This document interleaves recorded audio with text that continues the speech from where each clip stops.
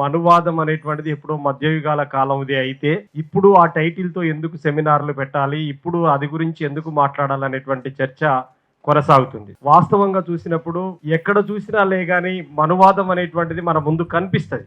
మనువాదం అంటే వేరే అర్థం లేదు. మనుస్మృతి యొక్క భావజాలమే మనువాదం. రాజ్యాంగం ఏమిటి అని చెప్పేసి అన్నప్పుడు సమానత్వ భావనే రాజ్యాంగం. అసమానతలకి కేంద్ర బిందువు మనుస్మృతి అయితే సమానత్వానికి కేంద్ర బిందువు భారత రాజ్యాంగం. ఇందులో అన్ని రకాల సమానత్వాలు మన కళ్ళ ముందు కనిపిస్తున్నాయి. స్త్రీ పురుష భేదము లేకుండా దాంట్లోనే చాలా క్లియర్ గా మీరు ఆర్టికల్స్ అన్నింటినీ కూడా పరిశీలిస్తే చాలా క్లియర్ కనబడతాయి.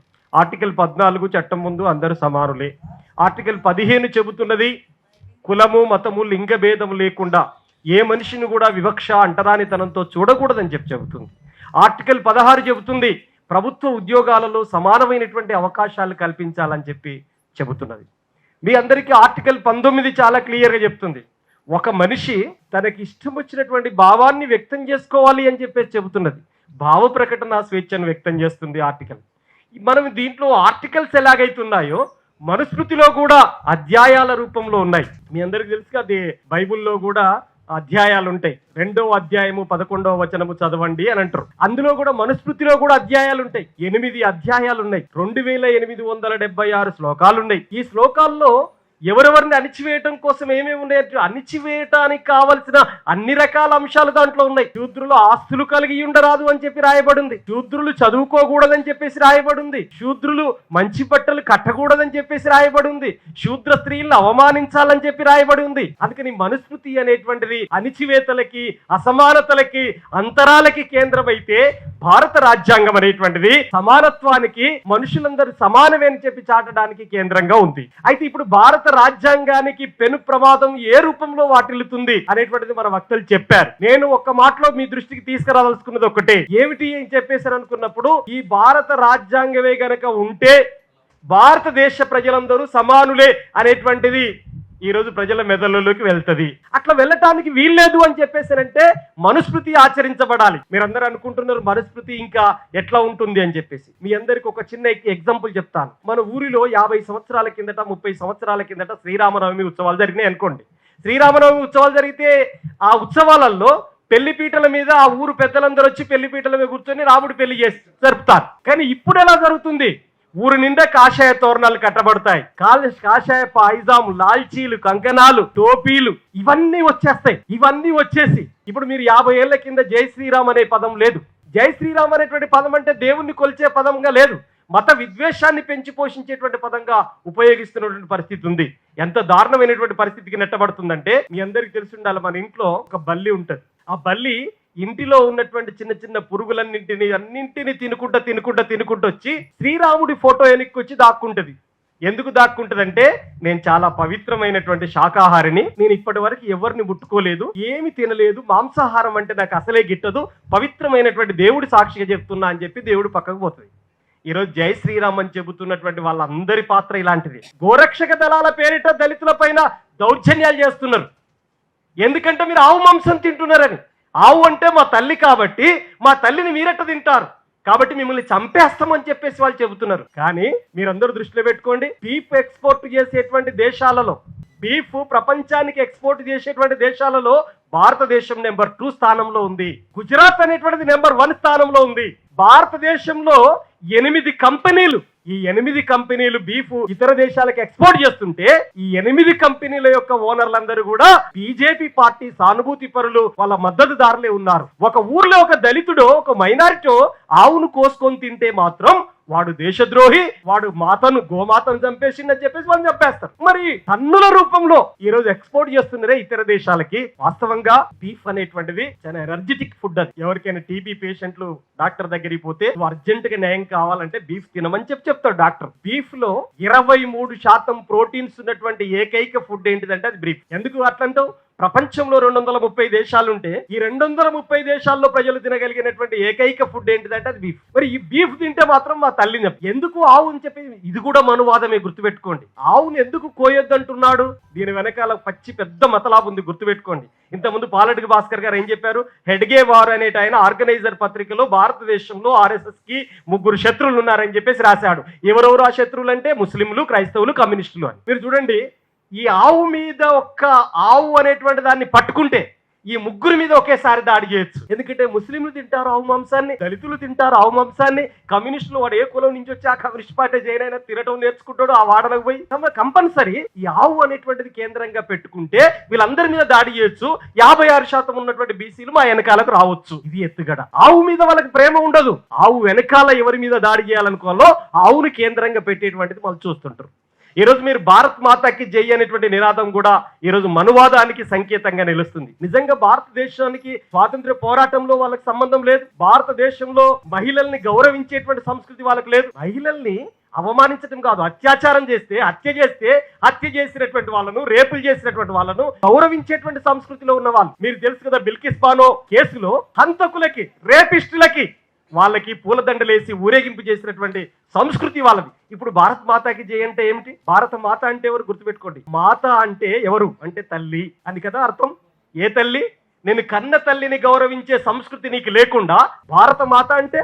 అందుకనే మనం కులవృక్ష వ్యతిరేక పోరాట సంఘాలుగా, సామాజిక సంఘాలుగా ఇక్కడికి వచ్చినటువంటి వాళ్ళకి ఏం ఆలోచించాలంటే, మాత అంటే నీ దేశంలో ఉన్నటువంటి మహిళల్ని గౌరవించడమే భారత మాతను గౌరవించడం.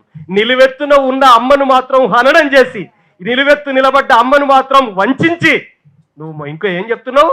పశువును మాత్రం గౌరవించమంటావు, మనిషిని మాత్రం అవమానించమంటావు, పేపర్ మీద గీసిన బొమ్మను మాత్రం గౌరవించమంటావు, నిలువెత్తి నిలబడ్డ అమ్మను మాత్రం అవమానించమంటావు. ఇది ఎక్కడి సంస్కృతి? అందుకనే మనువాద సంస్కృతి అంటే ఇప్పుడెప్పుడు మధ్యయుగాల కాలం అని అనుకోవద్దు. ఈరోజు సమాజంలో సగభాగం ఉన్నారు మహిళలు. మహిళల్లో 61 శ్లోకాలు ఉన్నాయి, గుర్తుపెట్టుకోండి.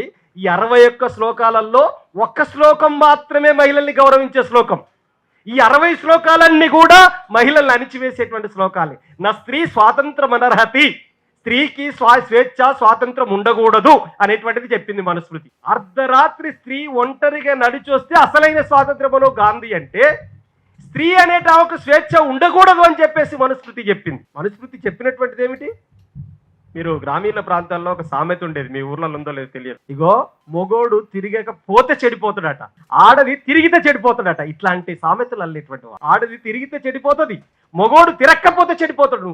మొగోడు కాబట్టి ఎక్కడైనా తిరిగిరా, ఆడదానికి తిరుగుతావేను, రోడ్డు మీద తిరుగుతావా? ఈ మనుస్మృతి పద్ధతి ప్రకారంగానైతే ఇందిరాగాంధీ దేశానికి ప్రధానమంత్రి అవుతుందా? మహాత్మా జ్యోతిబా పూలే నిర్వహించిన పాత్ర ఏమిటి? అందుకనే మనువాదానికి వ్యతిరేకంగా మహా ఉద్యమాన్ని నిర్మించినటువంటి మహాయోధులు ఎవరంటే జ్యోతిబా పూలే, బాబాసాహెబ్ అంబేద్కర్. జ్యోతిబా పూలే నిర్వహించినటువంటి పాత్రలో మొట్టమొదటి ఏమిటంటే, ఎవరైనా యుక్త వయసులో ఉన్నటువంటి ఒక మహిళకి పెళ్లి చేస్తే తన భర్త ఏ కారణం చేత చనిపోతే కథం, ఆమెకి ఏం చేయాలి? ఇంట్లోనే ఉండాలి, చీకటి గదిలో కుమ్మేసి పెట్టాలి, ఆమె తెల్లబట్ట కట్టుకొని ఉండాలి, వితంతు గాజులు పెట్టాలి, తాళి ఉండకూడదు, అన్ని రకాల అవమానాలు ఆమెకు ఉండాలి. అవమానాలే కాదు, ఎక్కడ శుభకార్యానికి రావడానికి వీల్లేదు. మీకు ఊర్లలో అంటారు కదా ముత్తైదువులు అని చెప్పేసారంటే తాలి బొట్టు మెట్టెలు ఉన్నటువంటి వాళ్ళు అని. కానీ వితంతువులు అంటే ఎట్టి పరిస్థితులలో ఇంకా చాలా దుర్మార్గమైన భాషలో ఆమె ముండరాలు అని చెప్పేసి చెప్తారు. ఎంతటి అవమానం చెప్పండి మీరు. కాబట్టి భర్తను కోల్పోయినటువంటి స్త్రీలను ఎవరైతే వితంతువులు ఉన్నారో వాళ్ళందరినీ కూడగట్టి ఒక వితంతువుల శరణాలయాలు నిర్మించింది.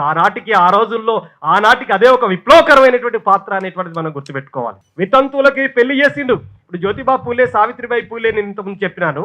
కానీ వాళ్ళు అప్పుడేంటి, ప్లేగు వ్యాధి వచ్చింది. ఇప్పుడు కరోనా వచ్చింది కదా, ఆ రోజుల్లో ప్లేగు వ్యాధి వస్తే ప్లేగు వ్యాధిలో పేదలకు వైద్య సేవలు చేస్తూ ఆ ప్లేగు వ్యాధి రోగులకు సోకిన ప్లేగు వ్యాధి సావిత్రిబాయి పూలేకి సోకి చనిపోయింది కదా, మహాత్మా జ్యోతిబా పూలేకు ప్లేగు వ్యాధి సోకింది కదా. ఇట్లా మనం అర్థం చేసుకోవాలి. అంటే ప్రజల కోసం డివోట్ అయ్యి ప్రజల తరపున నిలబడ్డటువంటి మహాయోధులుగా మన కళ్ళ ముందు నిలబడుతున్నారు.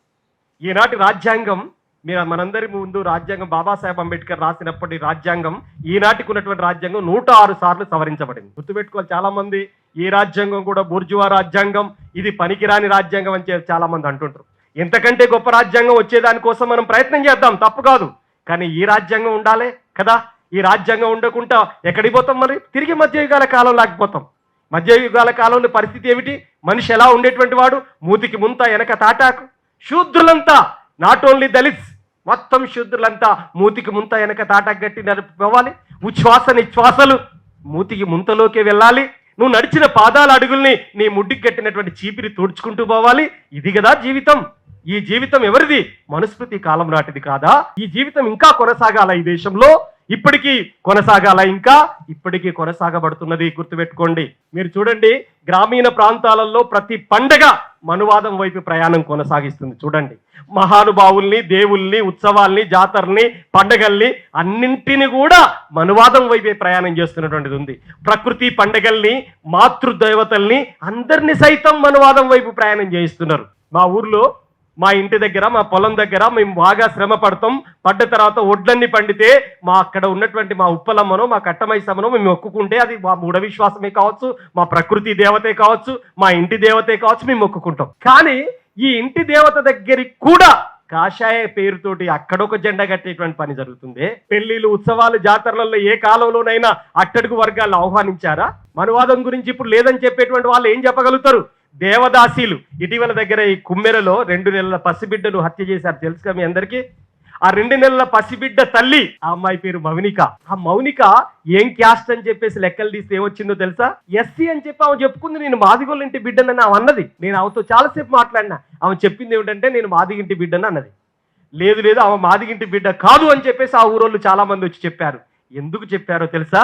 ఎందుకు చెప్పారంటే ఆమె తల్లి ఒక జోగిని, దేవదాసి. దేవదాసీలు ఎవరుంటారు గుర్తుపెట్టుకోండి? అట్టడుగు పొరల్లో జీవిస్తున్నటువంటి దళితులు, వీళ్ళు మాత్రమే ఉంటారు దేవదాసీలుగా. దేవదాసీలు అంటే ఎవరు? చిందు యక్షగాన కథ చెప్పిన తర్వాత రేణుకా ఎల్లమ్మ వేషం వేసి ఊళ్ళో వదిలిపెట్టిపోతారు. దేవుడికి పెళ్లి చేశామని చెప్పేసి ఒక ఆమెను ఊళ్ళో వదిలిపెట్టిపోతారు. ఆమెను ఆ ఊర్లో ఎవరితో అయినా లైంగిక సంపర్కం చేసుకుంటారు. ఈ మౌనిక ఎవరికి పుట్టిన బిడ్డనో తెలియదు, కాబట్టి ఆమె ఎస్సీ అని చెప్పిన అంగీకరించమని చెప్పేసి చెప్పారు. చూడండి మీరు ఎంతో దూరం పోయే ప్రయాణం చేస్తారు. ఈ రోజుకి వీడీసీల పేరు మీద దౌర్జన్యాలు కొనసాగుతున్నాయి. వీడీసీలు అంటే ఎవరు? వీడీసీలు అంటే విలేజ్ డెవలప్మెంట్ కమిటీలు. కానీ అసలు అర్థం ఏమిటి? విలేజ్ డామినేషన్ కమిటీ, గ్రామ ఆధిపత్య కమిటీలు. ఆ ఊర్లో నేను కళ్ళు ఎంత చెప్పితే ఎంత సీస పోయాలంటే నువ్వు అంతే పోయాలి. నువ్వు బట్టలు ఎట్ట ఉతకాలని నేను చెప్తే అట్నే ఉతకాలి. చేపలు కేజీ ఎంత ఇయ్యాలంటే అంతే ఇయ్యాలి. బండరాయి కొట్టేటువంటి వడ్డర్లు ఎంత చేయాలంటే అంతే చేయాలి. నేను చెప్తున్నా, మీరు చేయాలి అంతే. ఇది కాదా మనువాదం? డెమోక్రటిక్ గా సర్పంచులు, ఎంపీటీసీలు ఎన్నికైనటువంటి వాళ్ళందరినీ పక్కకు పెట్టేసి వీడీసీ చైర్మన్లు ఊరును పరిపాలిస్తుంటారు. ఎటువైపు పోతుంది ప్రయాణం? మనం ఆలోచించండి. మీరు ఊర్లో గ్రామ ఆధిపత్యాలు ఇంకా కొనసాగుతలేవు అంటున్నారా? రాష్ట్రంలో 143 కుల దురహంకార హత్యలు జరిగినాయి కదా. మనమంతా హిందువులం, గంగాజల బిందువులం, బంధువులం అంటుంటారు. ఎవరు బంధువులైతారు? డాక్టర్ బిఆర్ అంబేద్కర్ ఒకటే మాట చెప్పాడు. ఇండియాలో బంధువులు ఎవరైతారు అని అంబేద్కర్ అడిగితే ఒకటే మాట చెప్పాడు. ఏమన్నాడు? కంచం పొత్తు, మంచం పొత్తు కలిగి ఉన్నవారే బంధువులు అవుతారు అంటాడు అంబేద్కర్. ఇప్పుడు చెప్పండి, హిందువులే కదా, ఒక ఊర్లో రజకులంతా ఉంటారు, మడేలయ్య పండగ చేసుకుంటారు. అదే ఊర్లో గీతా కార్మికులు ఉంటారు, వాళ్ళు కాటమయ్య పండగ చేసుకుంటారు. ఈ మడేలయ్యను మొక్కేటువంటి వాళ్ళ మొక్క కాడికి గౌడ్స్ పోయి మొక్కుతారా? వీళ్ళు హిందువులే, వాళ్ళు హిందువులే కదా, మొక్కరు, అసలే అంగీకరించరు. ఒక మాదిగ ముత్యాలమ్మ దగ్గరికి వచ్చి మాలలు వచ్చి మొక్కుతారా? మొక్కరు కదా. మాలల ముత్యాలమ్మ దగ్గరికి వచ్చి మాదిగలు వచ్చి మొక్కుతారా? మొక్కరు కదా. మొక్కనప్పుడు ఎట్లా హిందువులు బంధువులు అవుతారు చెప్పండి? బేసికల్ గా బాబాసాహెబ్ అంబేద్కర్, మహాత్మా జ్యోతిబా పూలే, భారతదేశంలో ప్రపంచంలో ఉన్నటువంటి కమ్యూనిస్టులు వీళ్ళు మాత్రమే హిందువుల్ని బంధువులు చేయగలరు. ఎలా చేయగలరు? కులాల మధ్యలో ఉన్నటువంటి గీతల్ని చెడగొట్టగలరు. ఆదర్శ వివాహాల్ని పెంచి పోషించగలరు. అప్పుడు మాత్రం కులాలు పోవటానికి, బాటలు వేయడానికి అవకాశం ఉంటుంది. కానీ నువ్వేం చేస్తావు? కులాంతర పెళ్లి చేసుకుంటే దాడి చేస్తావు, చంపేస్తావు, హత్య చేస్తావు. క్రూరమైనటువంటి హత్యలు. కోటి రూపాయలు సుపారిచ్చి చంపేలు కదా పెరుమాళ్ళ ప్రణయ్ని. ఎంతటి దారుణం మీరు ఆలోచించండి. నిన్న మిర్యాలగూడలో నేను బయట మీరందరూ పోతున్నప్పుడు ఇక్కడ ఫోటో ఎగ్జిబిషన్ పెట్టారు మన వాళ్ళు, చూడండి. అందులో సుమారు 11-14 ఘటనలు నేను రాసి పెట్టినవి ఉన్నాయి, మీరు చదవండి, గుర్తుపెట్టుకోండి. ఏమని రాసినాయో తెలుసా? దాంట్లో ఈ రాష్ట్రంలో ఒక కుల దురహంకార హత్య జరిగితే చివరికి ఆయన ఎముకలు కనపడటానికి వీల్లేదు, బూడిదలు కూడా నీళ్ళలో కలిపినటువంటి పరిస్థితి ఉంది. ఎటువైపు ప్రయాణం చేస్తుందో చూడండి. ప్రేమించుకోవడానికి కులం అక్కరుండదట, పెళ్లి చేసుకోవడానికే కులం అడ్డొస్తుందట. ఇది మనవాదం కాదా? గుర్తుపెట్టుకోండి. ఇది మనవాదం కాదా? గుర్తుపెట్టుకోండి. వాస్తవంగా భారతదేశం ఇంకా అభివృద్ధి చెందకపోవటానికి బలమైన ఆటంకంగా ఉన్నటువంటి పెద్ద జబ్బు ఏమిటి అనుకుంటున్నారు? ఇక్కడికి వచ్చినటువంటి కరోనా జబ్బు అనుకుంటున్నారా? కాదు. ప్లేగ్ వ్యాధి అనుకుంటున్నారా? కాదు. ఎయిడ్స్ వ్యాధి అనుకుంటున్నారా? క్యాన్సర్ జబ్బు అనుకుంటున్నారా? ఇదే జబ్బులు కాదు. ఏమి జబ్బు? ప్రధానమైనటువంటి జబ్బు ఇండియాని పీడిస్తున్నది క్యాస్ట్ జబ్బు. ఇంతకంటే ఘోరమైంది లేదు. మీరు చూడండి, కరోనా కాలంలో కన్న తండ్రిని ముట్టుకోవడానికి అంగీకరించలేదు. అప్పుడు అర్థం కాలేదా? ఒక మనిషిని మరొక మనిషి ముట్టుకోకపోతే కులం అంటే ఎలా ఉంటుందో అర్థం కాలేదా? వేల సంవత్సరాలుగా దళితులు ఇదే కదా అనుభవించింది. అందుకని మనస్మృతి అనేటువంటిది ఈ రకమైనటువంటి ప్రయాణం కొనసాగిస్తుంది అనేటువంటిది అర్థం చేసుకోండి. నాగర్ కర్నూలు జిల్లాలో జమస్థాన్పూర్ ఇది ఒక ఊర్లో, నగర్ కర్నూలు అతి సమీపంలో తెలకపల్లి మండలంలో ఉంది. మాలలంతా దుర్గామాత కాడికి పోతే మీరు అంటరాని మాలలు కాబట్టి మీరు రావద్దు లోపలికి అని చెప్పేసి అంటారా? ఎక్కడిది కథ? మనుషులు కాదా మాలం? మాదిగల్ని గుడిలోకి రానియరు కదా. ఎక్కడ చెప్పండి, ఎక్కడుంది? ఇంకా గుడిలో రానియకపోతేనే కదా. ఇటీవల ఆయన మాట్లాడిన చూశారుగా, ఆయన పొద్దున్నే ప్రవచనాలు అవుతున్నారు గరికెపాటి. ఆయన ఏమన్నాడు విన్నారు కదా, ఈ పిల్లలకాట మధ్యాహ్న భోజనంలో కోడిగుడ్లు పెట్టాలట, శోభనం పెళ్లి కొడుకులా పెట్టాలట అని ప్రభుత్వాన్ని అడుగుతున్నాడు. పెట్టాలనా? ఇంకనా? ప్రభుత్వానికి భారం కాదా ఇది? అలానే శోభనం పెళ్లి కొడుకుల్లాగా వస్తుందా? చదువుకుంటా లేకపోతే ఇంటికి పోతాడు అనేటువంటి పద్ధతులలో మాట్లాడిన చూడు గరికెపాటి. ఎవరి తరపున? ఇవి మనువాద వ్యాఖ్యలు కాదా? కులం పోవద్దు అంటే అని చెప్పినటువంటి మనువాద వ్యాఖ్యలు కాదా? కోట్లాది మంది ఆదివాసులు పూజించేటువంటి సమ్మక్క సారలమ్మల్ని వాళ్ళు ఏమన్నా దేవతలా, ప్రకృతి నుంచి ఊడిపడ్డారా, వ్యాపారం కోసం వెలిసిన వాళ్ళు కాదా అని చెప్పి చినజీయర్ స్వామి మాట్లాడింది ఇది మనువాదం కాదా? అందుకని నేను చెప్పదలుచుకున్నటువంటిది ఒకటే, ఈ రోజు మనువాదం అనేటువంటిది గ్రామ సీమల్లో పాకిపోతున్నది, ప్రతి మనిషి నరనరాన ఇంకిపోతున్నది.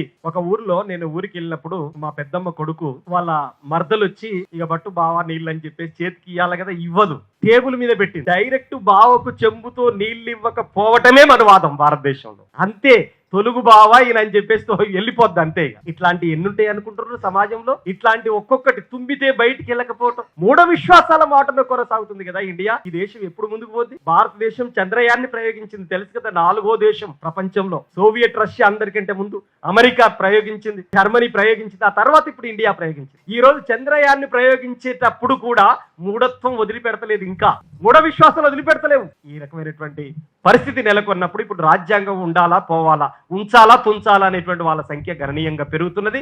ఈ రాజ్యాంగం మాకొద్దు, ప్రాచీన భారతదేశ రాజ్యాంగం అంటే మా సనాతనవాద సంస్కృతి మనుస్మృతియే మా ప్రాచీన రాజ్యాంగం అన్నారు. నేను అందుకే చెప్తున్నాను, ప్రాచీన భారత రాజ్యాంగమే అయితే ఏముండాలి, మనుస్మృతి ఏం చెప్పింది, స్త్రీలను ఎలా ఉంచాలన్నది, సనాతన ధర్మంలో సమానత్వం ఉందా అని చెప్పేసి మనం అడుగుతున్నాం. సనాతన ధర్మం అంటే సతీసాగమనం, సనాతన ధర్మం అంటే వితంతువులకు పునర్వివాహాలు నిరాకరించడం, సనాతన ధర్మం అని చెప్పేసారంటే మహిళలను అణిచివేయటం, సనాతన ధర్మం అంటే కులం పేరుతోటి దౌర్జన్యం చేయటం, సనాతన ధర్మం అని చెప్పేసారంటే సమాజంలో అసమానతల్ని పెంచి పోషించడం. మీకు భూములు ఉండకూడదు, మీకు ఆస్తులు ఉండకూడదు, మీకు చదువు ఉండకూడదు, మీరు మనుషులుగా బతకకూడదు అని చెప్పేది సనాతన ధర్మం. ఆ ధర్మం కావాలా ఈ దేశంలో?